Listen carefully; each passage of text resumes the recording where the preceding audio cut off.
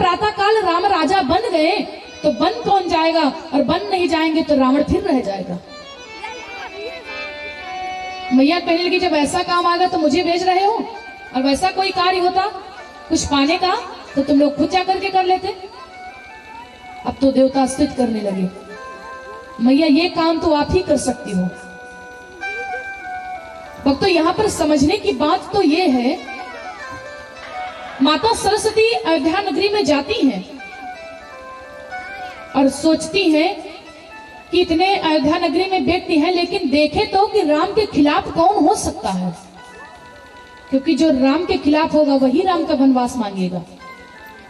कौन चाहता है कि मेरे प्रभु इस अयोध्या नगरी को छोड़ करके वन को चले जाए, कोई नहीं चाहता है।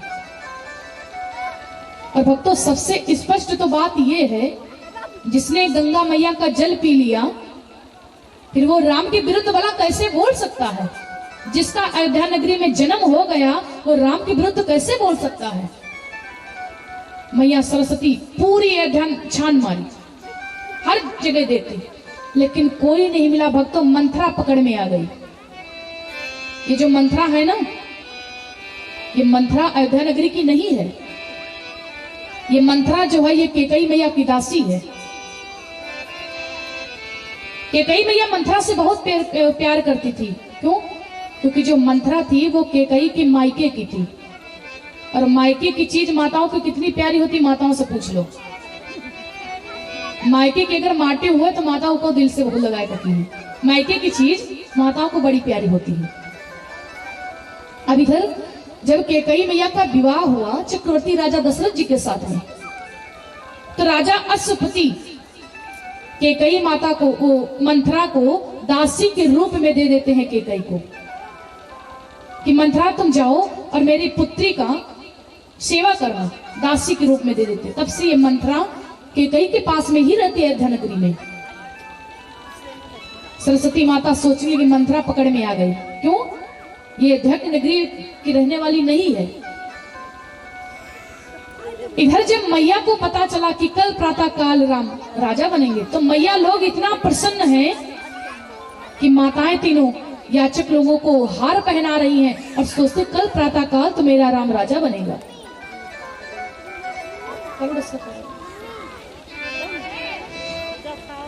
तो अब थोड़ी सी आप लोग कथा सुनेंगे कि लोग कहते हैं कि मैया कैकेयी ने राम का वनवास किया है, लेकिन यह बात गलत है। कैकेयी मैया ने राम का वनवास नहीं किया है। फिर किया किसने? भक्तों कैकेयी माता कितना तो दुनिया में कोई भी नारी त्याग कर ही नहीं सकती है। और सबसे स्पष्ट तो यह बात है कि माता कैकेयी के जीवन में अगर जरा से भी दोष होता तो वो भरत जैसे संत को कभी जन्म नहीं दे सकती थी। मैया ने राम का वनवास नहीं किया। बालेपन की कथा सुनिएगा। जब राम जी बहुत छोटे थे, 4-5 वर्ष के, एक बार माता कैकेयी अपने आंगन में बैठी थी और राम जी पीछे से जाकर के मैया के ऐसे नेत्रों को बंद कर लेते। कुछ बालक बड़े शरारती होते ना, ऐसे पीछे से बंद कर लेते हैं। मैया आंगन में बैठी थी। मैया अपने मन में सोचने लगी कि इतना नटखट तो मेरा लक्ष्मण है। माने राम जी तो सरल स्वभाव के थे, राम जी ये नहीं कर सकते हैं। हाँ लक्ष्मण ही होंगे। मैया कहने लक्ष्मण मेरे नेत्रों को खोलो। जब भगवान ने नेत्रों को खोला तो मैया देखती क्या है कि ये तो लक्ष्मण नहीं मेरा राम है। कैकेयी मैया कहती कि बेटा आज तू जीत गया, मैं हार गई, मांग लीजिए तुझे क्या वरदान चाहिए। भगवान सोच लिए अब तो चांस मिल गया है। मेरा अवतार किस लिए हुआ? रावण का वध करने के लिए। अगर हम वन नहीं जाएंगे तो रावण का वध नहीं कर सकते हैं। भगवान श्री राम कहते कि मैया जो चीज तुमसे मांगेंगे दे दोगी। कैकेयी मैया कहने लगे क्या तुझे भरोसा नहीं है? अरे बेटा मांग, तुझे क्या चाहिए? तुझे मांगने में देरी है लेकिन मुझे देने में एक क्षण की भी मैं देरी नहीं करूंगी। कहो बेटा तुमको क्या चाहिए? अब तो राम जी मांगते क्या है? पहले संकेत करते कि मैया मैं जिस वरदान को तुमसे मांगने जा रहा हूं, इस वरदान को तुम्हारे सिवा छोड़ करके दुनिया में कोई भी नारी, यहां तक कि मेरी कौशल्या सुमित्रा मैया भी इस वरदान को नहीं दे सकती हैं जो मैं वरदान तुमसे मांगने जा रहा हूं। मैया कहती बोल बेटा तुझे क्या चाहिए। राम जी कहते हैं मैया अगर इस वरदान को नहीं दोगी तो तेरा बेटा जिस लिए आया है ना वो काम अधूरा रह जाएगा। मैया कहती मांग तुझे क्या चाहिए। अरे मांग बेटा, दुनिया में कौन सी ऐसी वस्तु है जो मैं तुझको ला करके ना दूं, यहाँ तक कि अपने प्राणों की बाजी लगा करके मैं तुझे ला करके दूंगी। मेरे प्राण मांगेगा ना, ले राम तो मेरे प्राणों को भी ले ले। अब तो कैसे कह दिया जाए कि कैकेयी मैया ने राम का वनवास किया है। सोचने के पहले संकेत करना जरूरी है कि मेरे वरदान मांगने के बाद में मैया तुम्हारे जीवन में इतनी हानि होगी, तो संकेत करना जरूरी काम है। राम जी हाथ जोड़ करके कहने लगे मैया मेरे वरदान मांगने से, आपके वरदान देने से दुनिया में कोई भी नारी अपनी पुत्री का नाम कभी कैकेयी नहीं रखेगी। पहला तो ये बताते हैं भक्तों, आज भी प्रमाण है ना दुनिया में हर माता अपने पुत्री का नाम सुमित्रा कौशल्या तक रख देती है, लेकिन दुनिया में कोई भी नारी अपनी पुत्री का कभी कैकेयी नाम नहीं रखती है। भगवान कहते हैं कि मैया दूसरा वचन मेरा ये है, मैं आपको संकेत करता हूं कि मेरे वरदान मांगने से, आपके वरदान देने से जो तुम्हारा पुत्र भरत होगा ना वो तुम्हारा त्याग कर देगा, तुमको कभी माता नहीं कहेगा अपने जिह्वा से। भक्तों इस बात को सुनकर के मैया कैकेयी कुछ क्षणों के लिए मौन हो गई, कुछ नहीं बोलती। क्यों? अगर एक नारी का पुत्र उसे माता कहने से इनकार कर दे, नारी के जीवन में इससे बढ़कर के कोई दुख और नहीं होगा। उसी नारी का पुत्र उसे माता कहने से इनकार कर दे कि तू मेरी माता आज के बाद में नहीं, मैं तेरा त्याग करता हूं, आज के बाद मैं कच्छ में कभी नहीं आऊंगा। कौन नारी भला इतना कर सकती है? वो भी दूसरे के पुत्र के लिए, अपने पुत्र को छोड़ करके दूसरे के पुत्र के लिए। कोई भी नारी इतना त्याग नहीं कर सकती है। भक्तों इस बात को सुनकर के तो मैया कैकेयी कुछ क्षणों के लिए मौन हो गई, लेकिन कहते मांग बेटा तुझे क्या चाहिए। कोई बात नहीं राम। अब तीसरा संकेत सबसे बड़ा प्रभु श्री राम ये करते कि मैया मेरे वरदान मांगने से, आपके वरदान देने से आपके मांग का सिंदूर मिट जाएगा, माने पिता श्री की मृत्यु हो जाएगी। इस बात को सुनकर के मैया कैकेयी गिर पड़ी पृथ्वी पर। अरे बेटा ये तुम क्या कह रहे हो, बेटा ये क्या कह रहे हो। भक्तों कौन नारी चाहती है कि सौतेले पुत्र के लिए अपने मांग का सिंदूर मिट जाए? कोई भी नारी नहीं चाहती है। लेकिन कैकेयी मैया ने यह भी कह दिया ठीक है राम, ये भी मुझे मंजूर है। बोलो कैसे कह दिया जाए कि मैया ने राम का वनवास किया है? मैया ने राम का वनवास नहीं किया, राम जी ने खुद मांगा। इतने संकेत करते हैं, कोई नारी दुनिया में यह नहीं चाहती है कि सौतेले पुत्र के लिए मेरी ही मांग का सिंदूर मिट जाए, सौतेले पुत्र के लिए मेरा ही पुत्र मुझे माता कहने से इनकार कर दे। मैया पृथ्वी पर खड़ी हुई और हाथ जोड़ करके कहती कि राम बेटा राम, तुम्हारे वरदान मांगने से, मेरे वरदान देने से मेरा पुत्र कभी मुझे माता नहीं कहेगा, मेरे मांग का सिंदूर मिट जाएगा।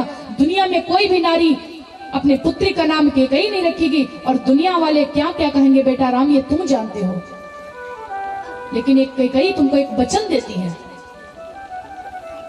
कि अगर मेरे राम के काम बनने से इस कैकेयी की जान चली जाए, कुछ भी हो जाए, तो ये कैकेयी एक जन्म तक नहीं 100 जन्म तक अपनी जान देने के लिए तैयार है। कितना प्यार करती, कितना प्रेम करती है मैया कैकेयी राम से। कैसे कह दिया जाए कि मैया ने राम को वनवास किया है, कसम खिलवा दिया। अब राम जी कहते कि मैया मुझे चाहिए क्या?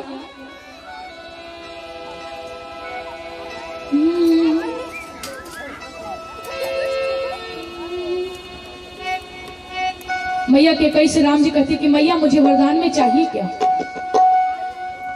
राज करन जब अवसर आई, तब देहु वनवास पठाई। इस वरदान को मांगते हैं कि मैया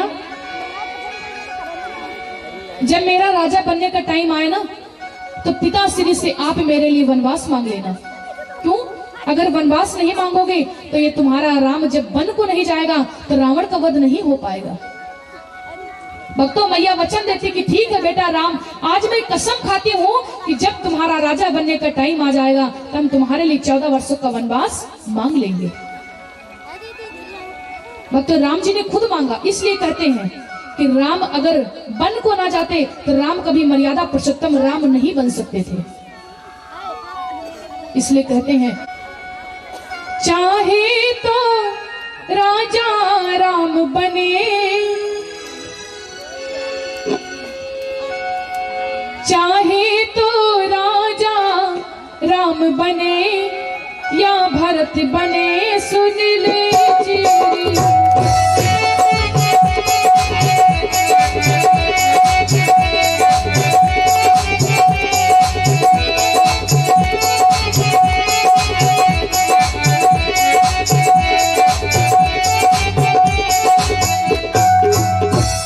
मंथरा यहाँ पर एक बात कहती है, क्या गरज पड़ी ऐसी मेरी जो अपना मुख नचवाऊंगी, दोनों में कोई राजा हो मैं दासी ही कहलाऊंगी। मंथरा ये बात कहती है कि सुनो रानी कैकेयी, तुम मुझ पर गुस्सा बेकार मतलब बिना मतलब के करती हो, कोई मतलब नहीं इसका। और चाहे तो तुम्हारा राजा भरत बने और चाहे तुम्हारा पुत्र राजा राम बने, मैं जैसे दासी हूं ना, मैं दासी ही रहूंगी, कोई भी मुझे अपनी रानी नहीं बना लेगा। तब मैया को याद आ गया कि मैंने तो राम को अपने बचपन में वरदान दिया था कि बेटा जब तुम्हारा राजा बनने का टाइम आए तब मैं तेरा 14 वर्षों का वनवास कर दूंगी। मैया ने मंथरा के कहने से नहीं, मैया को तो याद आ गया और तुरंत मैया कैकेयी जैसे याद आता कांपने लगी। जैसे याद आया मैया को और खड़ी हो गई, कहती है कि हाँ मंथरा, तू अच्छा ही कहती, तू ठीक कहती है, तू बुद्धिमती है विघ्ना की, और तू मेरी माँ के समान है, तू मुझसे बड़ी है और आज से तू ही मेरी भरत की माँ है, तू सत्य कह रही है। मैया ने मंथरा के कहने से राम का वनवास नहीं किया, लेकिन मंथरा को इस बात को कुछ नहीं पता है। अब मैया कैकेयी कहती है कि मंथरा तुम तो ठीक कहती हो, लेकिन बताओ कि कल ही राम राजा बनेंगे, एक रात का टाइम बचा है और इतनी जल्दी हम क्या करें जो कल प्रातः काल राम वनवास को जाएं? क्योंकि पूरे नगर में इस बात को फैल गई है कि कल प्रातः काल राम राजा बनेंगे।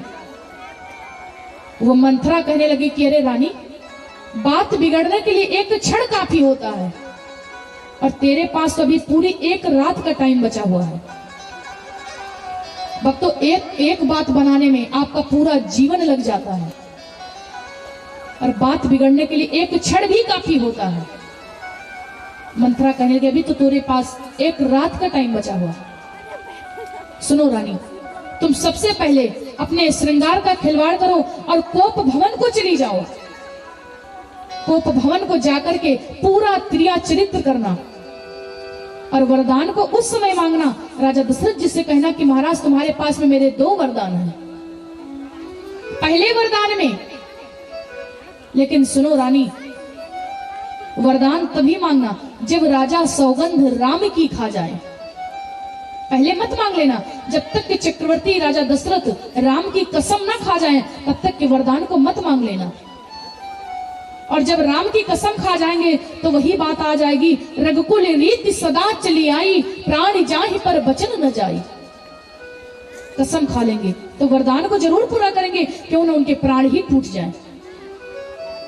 और सुनो रानी, पहले वरदान में मांगना कि राम की जगह पर मेरा पुत्र भरत राजा बने, और दूसरे वरदान में मांगना कल ही से 14 वर्षों के लिए राम वनवास। पूरा मंथरा सिखाती है, क्योंकि मंथरा की जिब्या पर माता सरस्वती का निवास है। मैया चली गई। कैकेयी मैया ने इधर भक्तों अपने श्रृंगार का खिलवाड़ किया। कहते कि कभी भी किसी